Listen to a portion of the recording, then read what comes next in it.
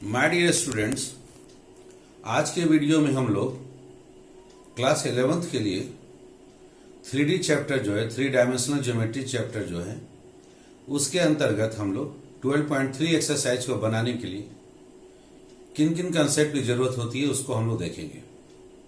उसमें बेसिकली आपको section formula जानना है और सेक्शन फार्मूला के कुछ उपयोग।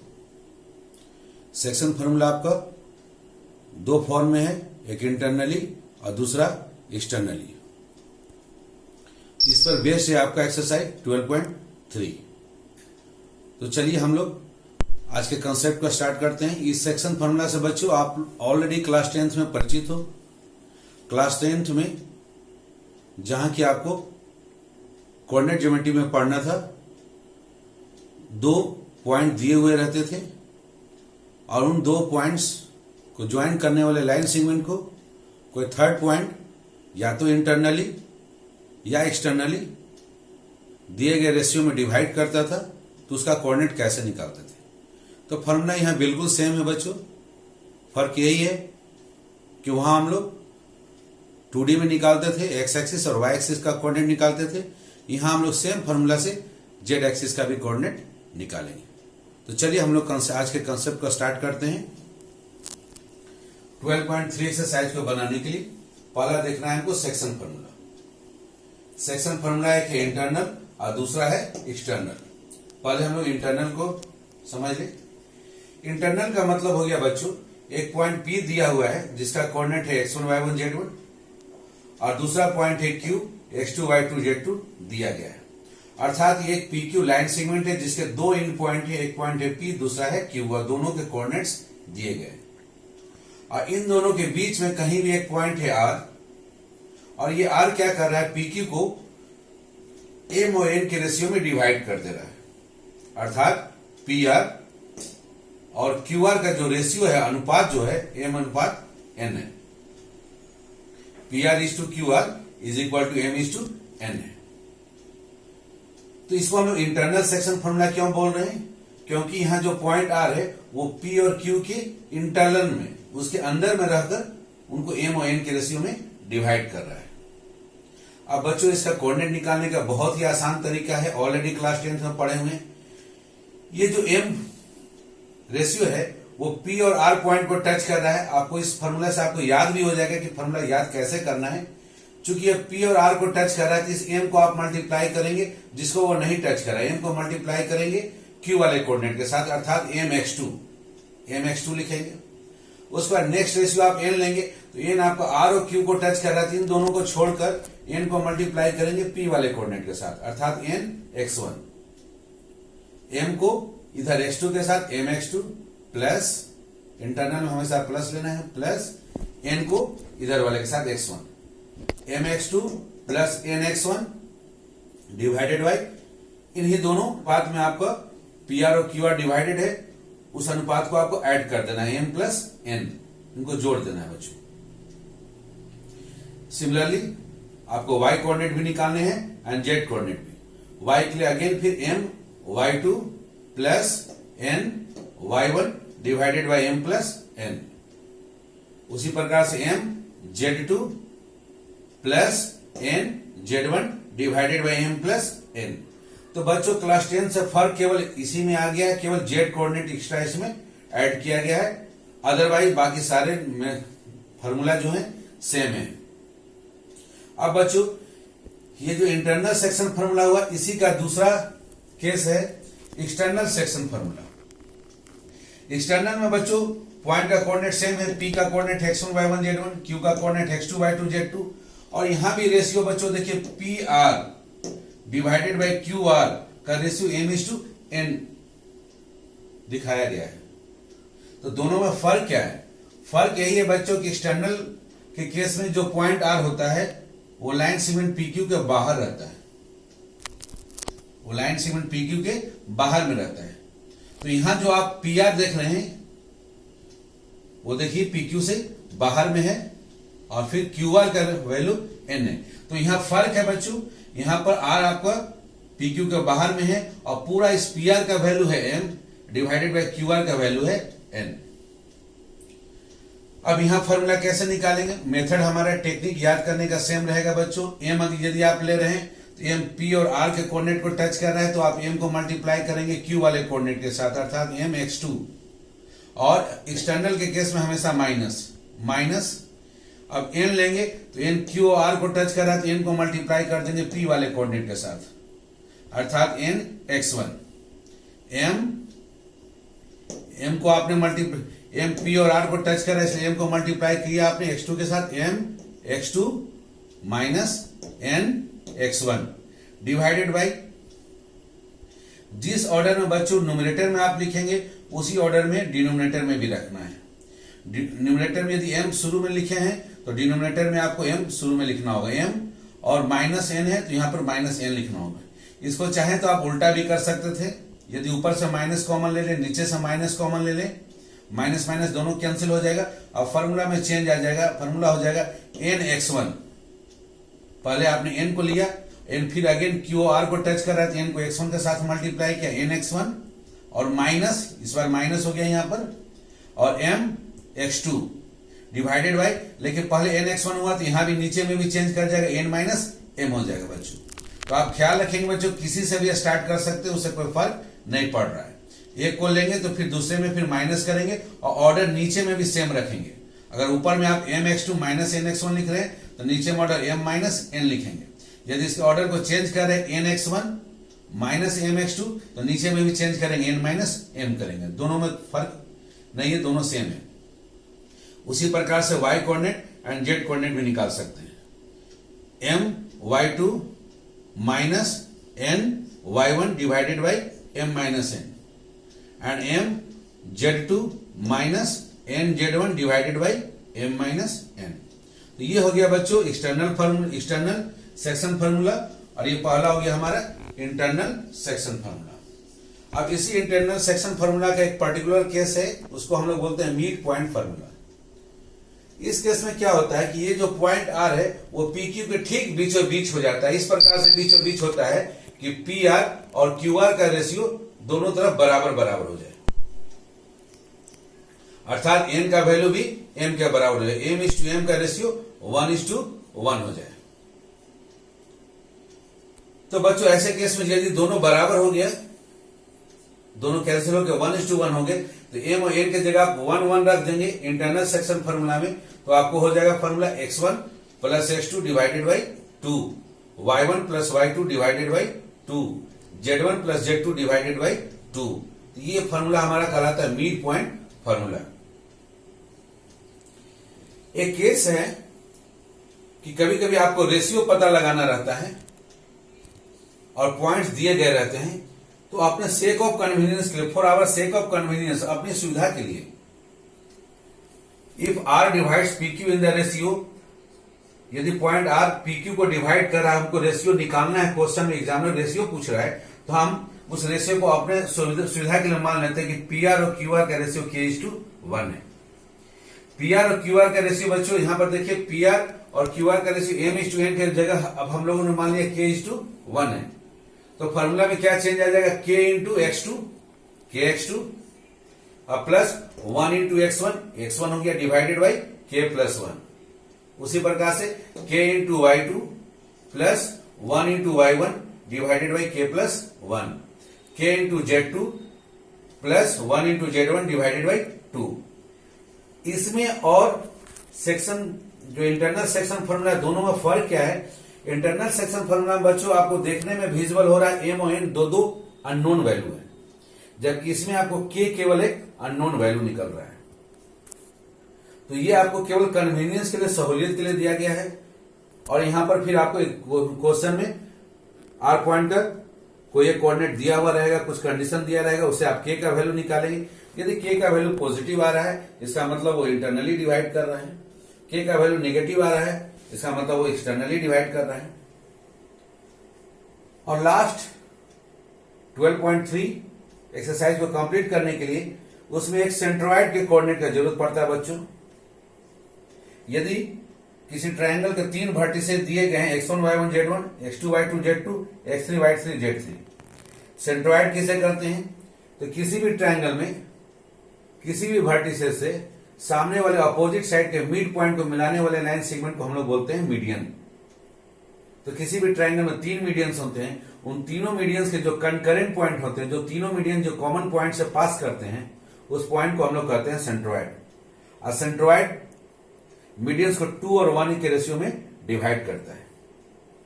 वहां हम लोग सेक्शन फॉर्मूला का यूज करेंगे बच्चों, तो हम लोग सेंट्रोइड का कोऑर्डिनेट पा सकते हैं। सेंट्रोइड का कोऑर्डिनेट के लिए क्या करेंगे, x1, x2, x3 तीनों के एब्सिसा वैल्यू को जोड़ देंगे डिवाइडेड बाय 3। उसी प्रकार से y1, y2 और y3 को जोड़ देंगे divided by 3, z1 plus z2 plus z3 divided by 3। इस फॉर्मूला को आप याद रखेंगे तो बच्चों कॉम्पिटिटिव एग्जाम में आपको ये क्वेश्चंस को बनाने में मदद करेंगे और समय का बचत होगा बच्चों। आइए बच्चों, अब हम लोग आज के कॉन्सेप्ट पर बेस्ड एक्सरसाइज 12.3 के कुछ डाउट्स, कुछ प्रॉब्लम्स को बनाते हैं। ओके बच्चों, 12.3 एक्सरसाइज क्वेश्चन नंबर इसमें 4 डाउट्स के रूप में आया है बच्चों।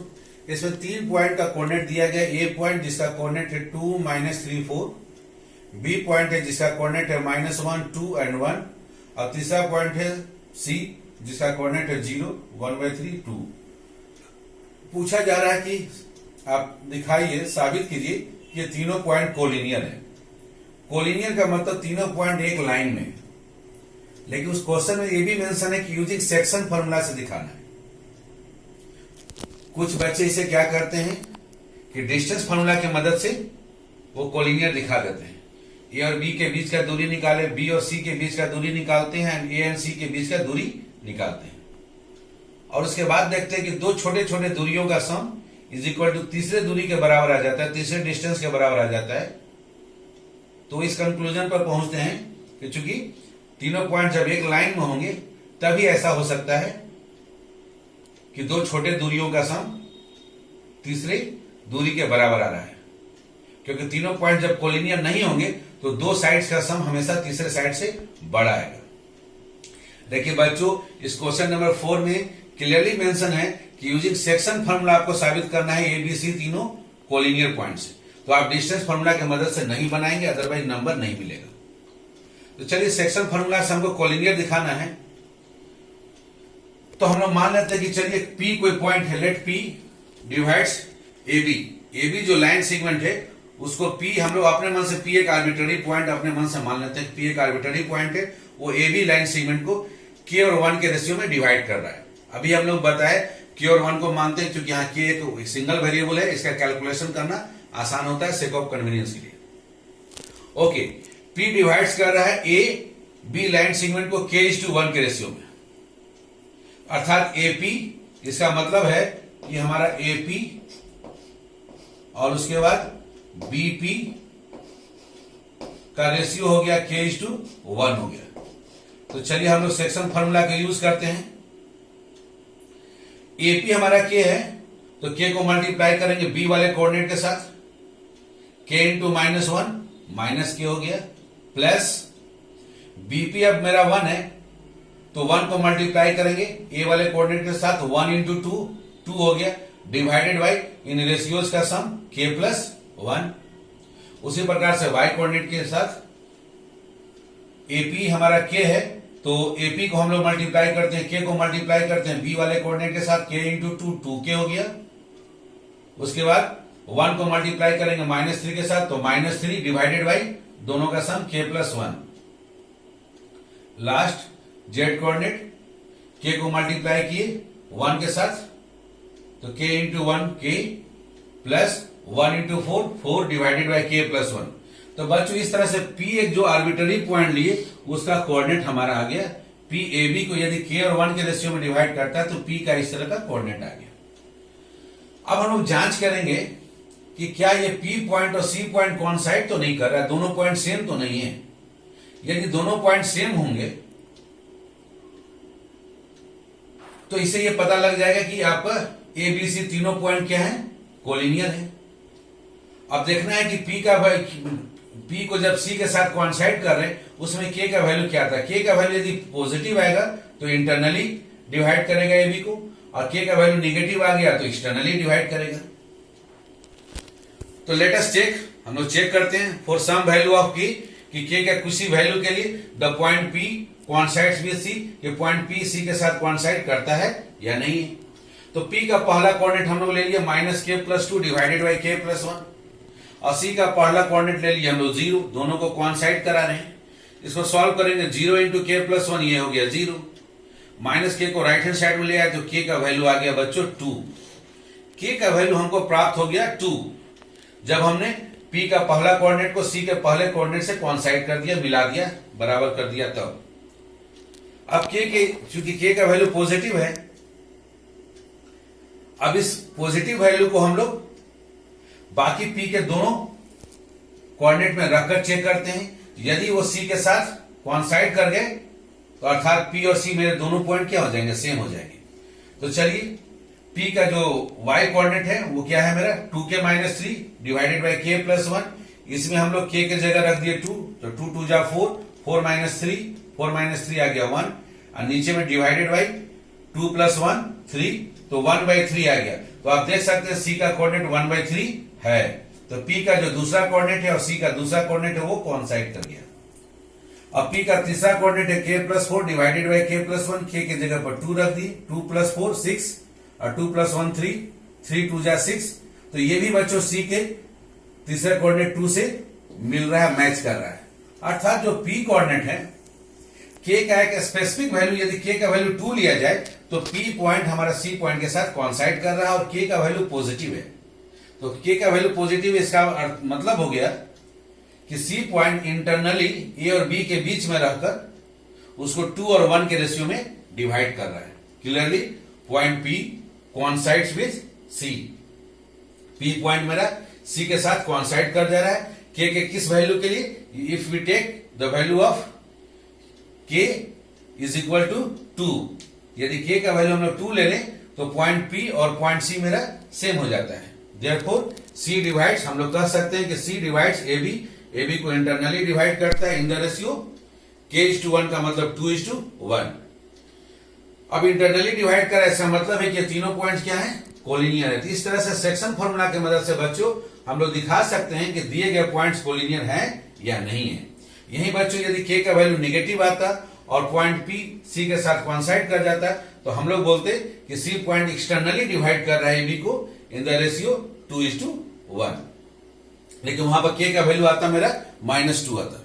तब आइए बच्चों एक और प्रॉब्लम्स आया है इसी एक्सरसाइज 12 एक्सरसाइज के मिसलेनियस में। क्वेश्चन नंबर 5 बहुत ही अच्छा क्वेश्चन है।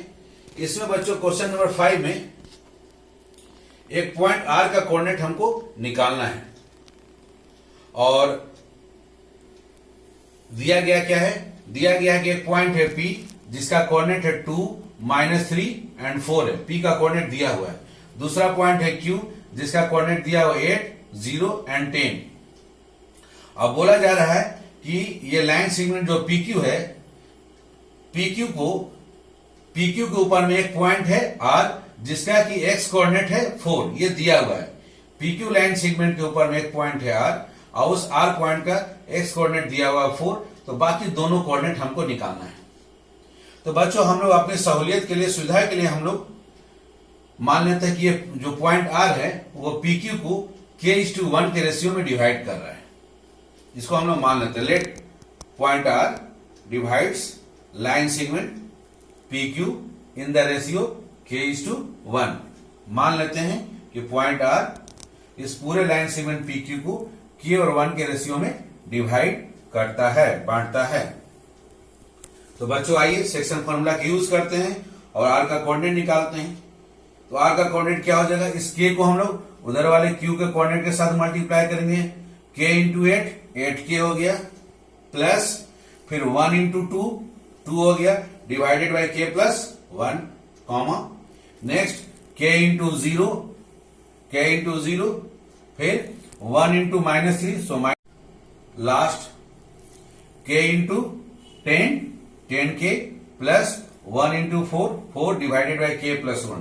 तो ये पॉइंट R का कोऑर्डिनेट हो गया, और दिया गया है कि R का जो x कोऑर्डिनेट है वो 4 है, तो हमें R का बाकी कोऑर्डिनेट निकालना, अर्थात y और z क्या होगा उसको हमको निकालना है। गिवन है हमारे पास कि x कोऑर्डिनेट 4 है, इसलिए ब्रैकेट में लिख दिया गिवन x का वैल्यू 4, वाई और जेड पता लगाना है। तो आइए बच्चों, पहला वाला हम लोग कोऑर्डिनेट फर्स्ट कोऑर्डिनेट के बराबर करते हैं, अर्थात 8k + 2 डिवाइडेड बाय k + 1 बराबर कर देते हैं 4। अब इस 4 में ये k + 1 मल्टीप्लाई है, तो 4 times k + 1 is equal to आ जाएगा 8k + 2।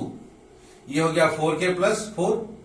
अब 8k के तरफ में 4k को ले आए तो 8k - 4k हो गया, और इधर हो गया 4 × 1 4, और इस 2 को राइट हैंड साइड में ले जाए तो -2, 4 - 2 हो गया 2, 8k - 4k हो गया 4k, और उस 4 को आप डिवीजन में भेज दें तो 2 डिवाइडेड बाय 4, k का वैल्यू बच्चों आ गया 1/2।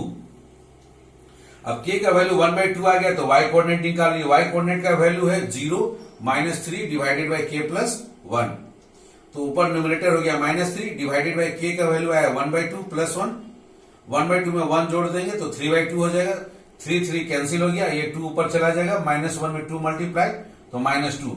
इस तरह से y कोऑर्डिनेट आप निकाल दिए। y कोऑर्डिनेट का वैल्यू हो गया पॉइंट r का -2। अब पॉइंट r का जो z कोऑर्डिनेट है वो कितना होगा? z कोऑर्डिनेट है 10k + 4 डिवाइडेड बाय k + 1। अब k की जगह लिख दिया 1/2, तो 10 × 1/2 हो गया 5, 5 + 4 हो गया 9 डिवाइडेड बाय 1/2 + 1 हो गया 3/2। 3 से 9 को कैंसिल किया, 3 3 जा 9, और उसमें 2 मल्टीप्लीकेशन में चला गया। तो बच्चों 9 को आप 3 से डिवाइड किए तो 3, और ये 2 ऊपर मल्टीप्लीकेशन में गया, 3 × 2 हो गया 6 हो गया। आइए बच्चों, तो आपको एग्जामिनर ने पूछा था find the coordinates of point r। r का कोऑर्डिनेट बताना था, जिसमें कि दिया गया है कि उसका x कोऑर्डिनेट है 4, ये तो आपका एग्जामिनर ने दे दिया। y कोऑर्डिनेट आप निकाले, जो y कोऑर्डिनेट का वैल्यू है -2, एंड z कोऑर्डिनेट आपने निकाला है कि z कोऑर्डिनेट का वैल्यू है 6। तो इस पॉइंट r का कोऑर्डिनेट्स हो गया आपके पास 4, जो कि गिवन है, -2 एंड 6। तो बच्चों आप देख रहे हैं कि सेक्शन फॉर्मूला की मदद से आप एक्सरसाइज 12.3 को आप आसानी से बना सकते हैं। फिर भी यदि आपको कोई डाउट्स आता है तो मेरे कमेंट बॉक्स में लिखना ना भूलें, और वीडियो को लाइक सब्सक्राइब कर ले और बेल आइकन दबाना ना भूलें, ताकि आपके डाउट्स जब बने तो आपको नोटिफिकेशन सबसे पहले प्राप्त हो। ओके बच्चों, थैंक यू।